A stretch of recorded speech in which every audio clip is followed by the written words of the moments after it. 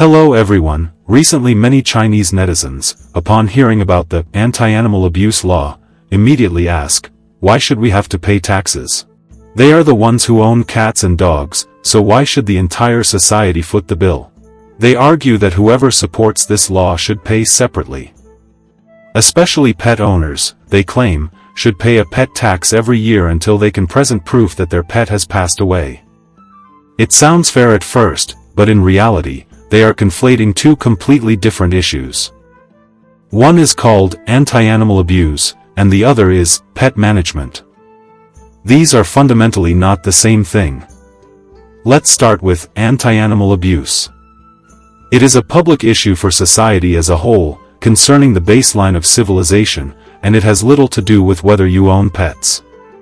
Just like fighting crime, arresting robbers, or chasing debtors, these are all basic public services that must be funded by taxpayers.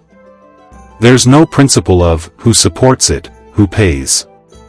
Think about it, a robber obviously doesn't want to go to jail, and a deadbeat certainly doesn't want to repay. If everyone only paid for laws they personally support, the entire social order would collapse. The same logic applies to anti-animal abuse. It is part of the societal baseline, so it should be supported by public funds. Using the principle of who pollutes, who pays, to make pet owners pay lifelong taxes actually turns a public responsibility into a private matter, which is legally inappropriate.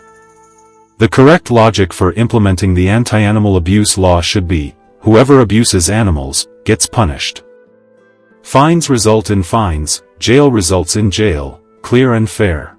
As for whether pet owners should pay taxes, I partially agree. Pet registration, mandatory insurance, and heavy penalties for abandonment can all be discussed.